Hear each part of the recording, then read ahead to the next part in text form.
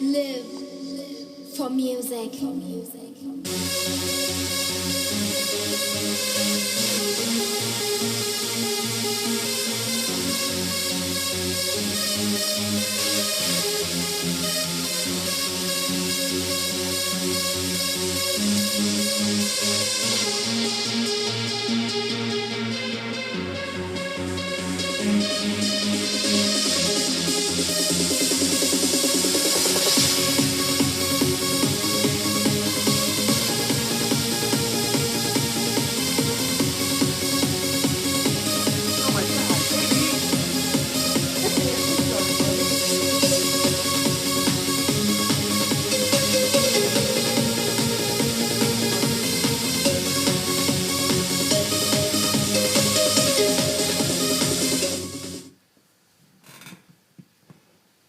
Okay, this abduction was February 18th.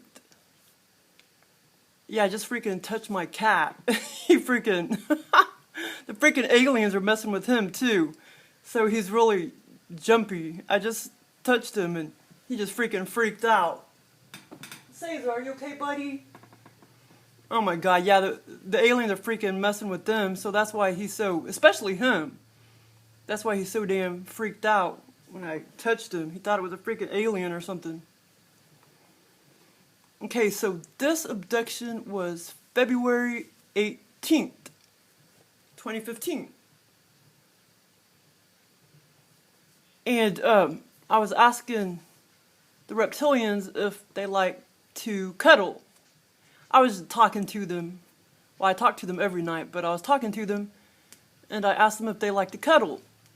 Because this one person I know that's having experiences, she said that she would feel an entity like laying in the bed, cuddling with her. So it made me ask the reptilians if they like to cuddle. So this is what I got. But this wasn't by Joel. This was a very benevolent, huge being. He felt very, very large, but it wasn't Joel. Joel would have never been quite this nice. Okay, so I woke up at 2:30 a.m. and I cannot get back to sleep. Which it always pisses me off when I can't go back to sleep. I hate freaking being a day person, man. I want to go back on my 5 a.m. to 3 p.m. shift sleep schedule. But the job I have now, I have to work days, like 7 in the morning, which sucks. But anyway, it pisses me off when I can't go back to sleep. So I started talking to my reptilian brothers and sisters. 98% of the time, the males, one will come forward to give me an experience. I was talking to them and I was asking for, either a lucid dream or virtual reality experience or out-of-body experience, or ethereal abduction or whatever. Ethereal OBE abduction, which is the same thing. So I asked them, do you like to cuddle?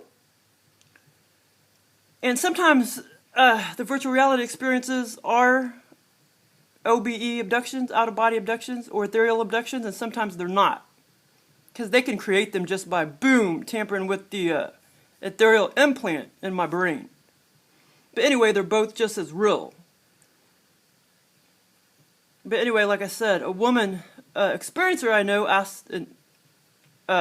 told me about an entity that was cuddling with her. She may be full of shit. I don't know. So anyway, I asked the reptilians if they like to cuddle. And as you know, they rarely, sit there and come to your bed and talk to you for hours and hours and hours. That's not their thing. They don't do that. Yeah, they come to your bedroom, yeah. But they don't sit there and try to talk to you verbally. They freaking give you all these images and stuff. You gotta read between the lines. When they abduct you, they give you all these images, so basically, that's how they communicate to you. Okay, so here's how the virtual reality experience went down. Well, actually, I'm not gonna call it that. I'll just call it an abduction. So here's how my out-of-body abduction went down. So I finally went to sleep at 5 a.m. The funny thing is, I got up out of bed like 3 times before that, and each time I laid back down, I felt the entity on my skin. His energy. Lots of times you can feel their magnetism up against your skin. And sometimes, like Joel, I was talking to Joel one time, and he just like, I had my eyes closed, and he just like, boom, like, they'll put this big old black shadow, and just walk into your body, so to speak.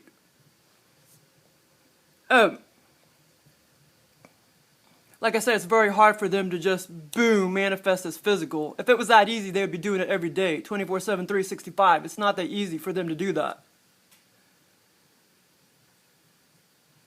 So anyway, here's how it went down. He plopped me into a warehouse. He took my astral body out. He plopped me down into a warehouse attached to an airport. Right in the middle of the warehouse, I looked up and I started flapping my arms as if they were wings. I immediately became, weightless because I was out of body. I mean, I was literally like a bird. It was such a blast, but light as a feather. And this was a warehouse, so the ceiling was pretty dang high. I mean, just like this warehouse right here, the ceiling is pretty damn tall. And so I started flapping my wings and flying like a bird, and I think I maybe asked for that too, that I wanted to do that, like fly around like a bird. I think I did, but anyway, so I flew all the way up to the ceiling, out of body, weightlessly, like a freaking bird, like a feather, which was a total freaking blast. Too bad more people don't become attuned to their aliens, because they'll give you all of these totally fun experiences. I mean, it's such a freaking blast, beyond a blast. Okay, so I went higher and higher up into the warehouse. I flew higher and higher up into the warehouse till I started touching the ceiling. Finally, I got up to the right height, so from then on, I proceeded to just fly around and go check out the whole airport and warehouse. I flew over to where some big old crates and boxes were stacked up over to my right side. And I remember wanting to touch some boxes stacked up high. I went over there and it's like I was thinking about, should I touch them? I kind of wanted to touch them because when I'm out of body, I always want to touch things because I'm always like, wow, everything still feels physical. But I know I'm out of body. When I was in this abduction, I knew I was out of body. I knew the reptilian was giving me the experience while under the abduction. Most of the time, I always know that. But sometimes for the virtual reality experiences, like, you don't know the difference between 3D and the virtual reality experience till you wake up and you're like, wow, I was under, virtual reality experience or whatever. So anyway, I proceeded to fly around and just go check out the whole airport and warehouse. And so I went over there where the crates were. I was, up high. The crates were stacked all the way up to the ceiling. And I decided not to touch them because I was thinking, if I touch them, that may pop me out of the out-of-body experience. So I did not touch them.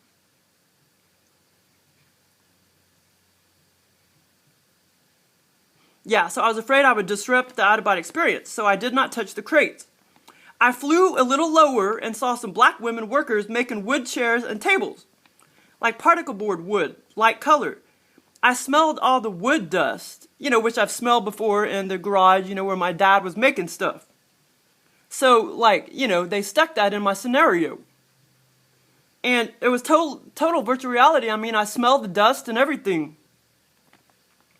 And the whole area was full of it in the air, like all of that dust, and I even saw the dust. I remember thinking, is this healthy to be sniffing this dust? There was about 4 to 5 black women making these wood chairs and tables. But, and 2, this was right around, on public television. I was just, vaguely watching some stuff where, they were building some wood chairs and stuff. So see, they put all this stuff in your scenarios, all these bits and pieces of your brain, because your brain is nothing but a computer to them. It's literally a computer. So they can hack in and just get all these little bits of information. So that's why they put all that wood, the wood. They always put black people in my scenarios 98% of the time. But the wood and stuff, they got that little bit of information from that little show I was watching on Create TV. I mean, I wasn't hardcore watching it. It just happened to be on. I don't really watch TV, so I just put it on Create TV.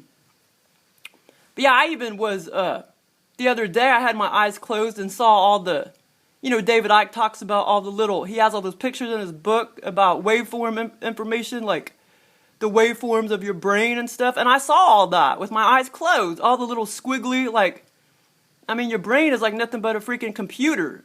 And it's nothing but a computer to them, the aliens. Okay, so I flew around some more, and I went to the airport area. Oh, I forgot to mention something. Maybe I did mention it in here somewhere. I don't know, because I wrote this down, but I can't right off the bat. I don't know all I said, but I'm following it along. But the black people, the black women did talk to me, and they were telling me how they made the chairs and the wood. I don't know if I skipped that part or not in here. Okay, so I flew around some more after the black women talked to me and went to the airport area. And I saw 2 big planes coming in for landing at a distance, which was realistic. Those planes were realistic. But close to me, I saw several odd, small, 2-passenger, open cockpit planes. There were 4 to 5 lined up. They were facing left. They probably were 6 feet by 4 feet. They were very, very, very small. But they were odd shaped, more odd looking than this, but they were smaller too. But they were like, had an open cockpit. I got into the plane with the only man who... Okay, I got into the plane, but who was in the plane was this man. And I know this man vaguely. I went on the crop circle trip with him. And he was the only man that went on the crop circle trip. And, I'm kind of a loner, so the aliens are very limited to who they can put in my abduction. So they picked him. Okay, so I got into the plane with the only man who went on the crop circle trip back last August. No, that part is real. That's not part of the abduction. But he put that man in my abduction. He was in the out-of-body experience with me. But yeah. Anyway, I said, but yeah, it was, manipulated. He didn't... I mean, if I was to ask him, do you remember being in my abduction? He's going to say no. Because he was not also abducted. It's just that these aliens, they put anything in your brain, any person you have seen, any object you have seen, in your experiences. So that's why I put in when I wrote this down. But yeah, it was manipulated. It was really the reptilian that was posing as him. Yeah, so this reptilian was posing as him. But it's amazing how realistic they made him look and act and everything. It was so weird. In real life, that man did come on the crop circle trip with us. Yeah, so anyway, this man came on the crop circle trip with us in real life, and then the reptilian put him in my abduction. But it wasn't really him, it was a reptilian posing as him.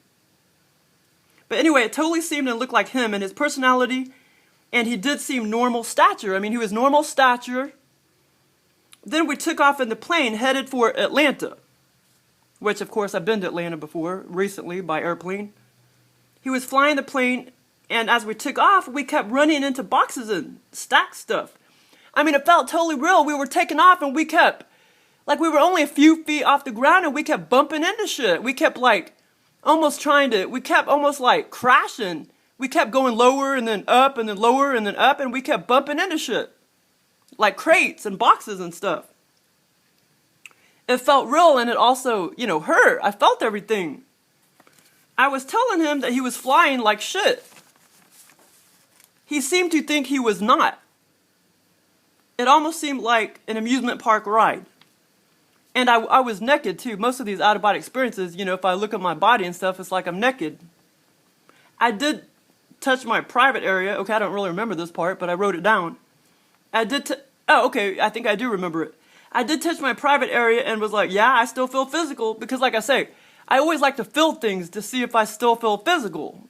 Well, normally I don't touch my private area, but this time I did. At another point, I looked at my naked chest and I was full of sweat. And like I say, all of this was total realistic. I mean, I was totally out of body or virtual reality experience, whatever you want to call it. But it was totally like freaking, it feels no different than 3D. Except when you're naked in the out of body state, it's not, you're not embarrassed or anything, you know, you don't feel embarrassed when you're naked astrally and ethereally, or the out of body state. Mind you, the cockpit was very small and we both were packed like sardines in that small, odd plane. So then the man changed into his normal reptilian self. His energy, personality changed, and his size changed. This is when he felt like freaking, like a refrigerator sitting by me. I was on my left. I was on the left and he was on my right in the cockpit. And the plane was facing to the left at this point. But anyway, it felt like he morphed into 3 times the size of a normal man.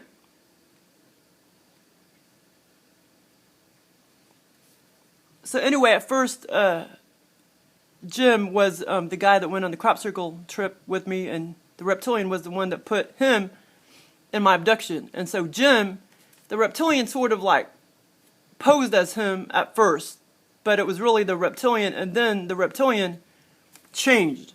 He changed into his normal reptilian self. And like I say, his energy changed, his personality changed, and his size changed. He totally felt like a reptilian alien. But he felt very benevolent. He felt, you know, very quirky, very benevolent. But anyway, he morphed into 3 times the size of the normal man.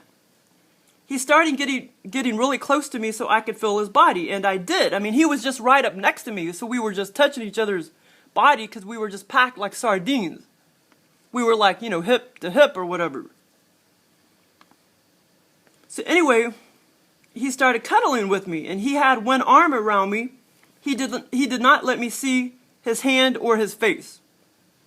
I have seen their hands before. I know what their hands look like, and their faces.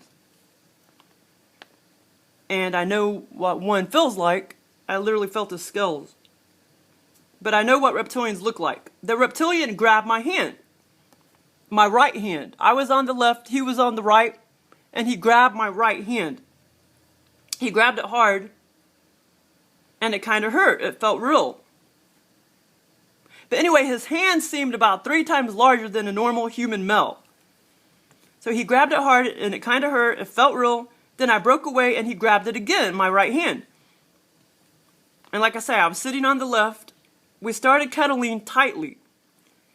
I remember getting to my destination and walking around a small church after the cuddling incident with religious people. See, they put that in my scenario too. They put me in churches many, many, many times. I don't know what their trip is. It's because they freaking know everything about you. They know your personality and everything, and they know I hate churches. I mean, they know I knew they were full of shit since I was very young.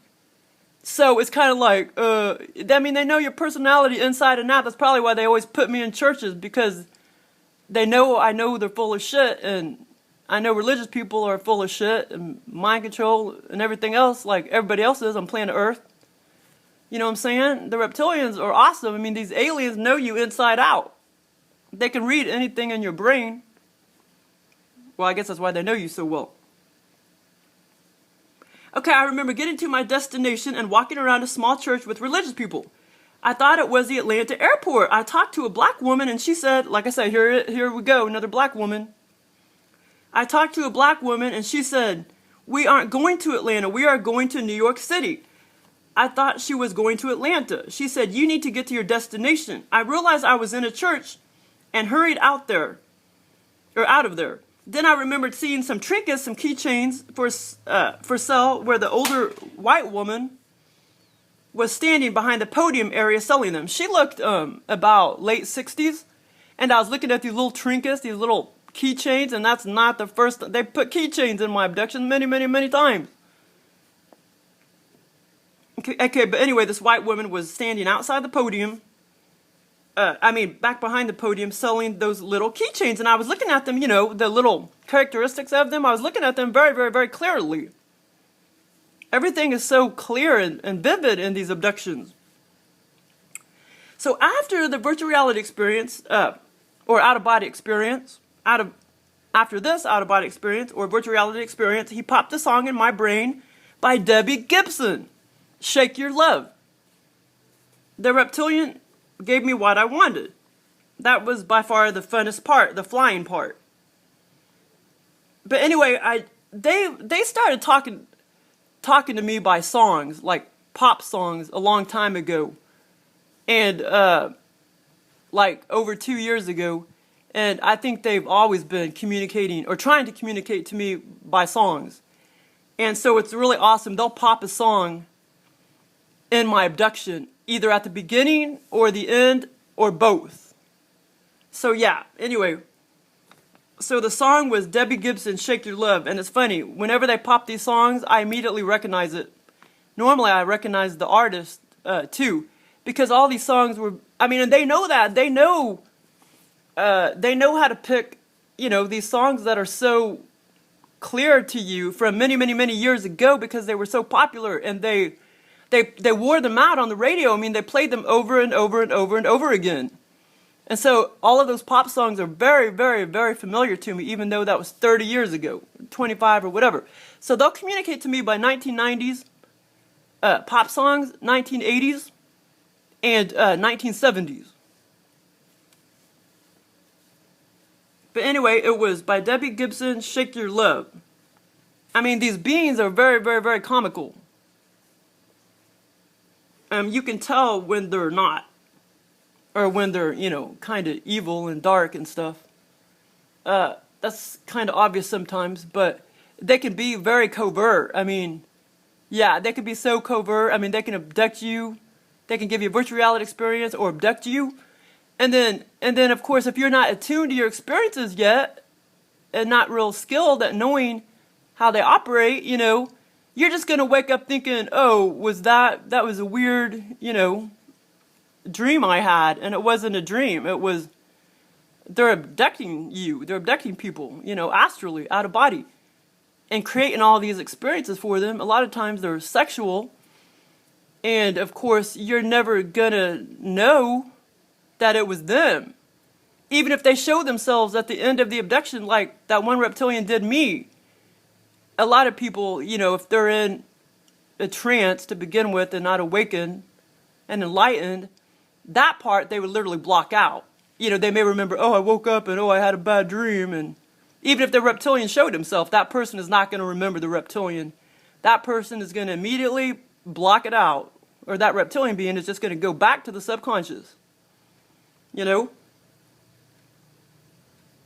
anyway, that song by Debbie Gibson, I haven't heard that song in probably 35 years, 33 years, something like that. It was probably the last time I heard that song. But yeah, they're very skilled. So anyway, that was my abduction to the warehouse. And I mean, it was such a blast. It's such a blast when you're just able to fly around weightlessly. I mean, total freaking blast. I mean, right when he plopped me into the warehouse, I mean, like a feather floated up, flapping my arms like as if they were wings up to the ceiling. It's a total freaking blast. Okay, well, thanks for listening, and I hope you learned something.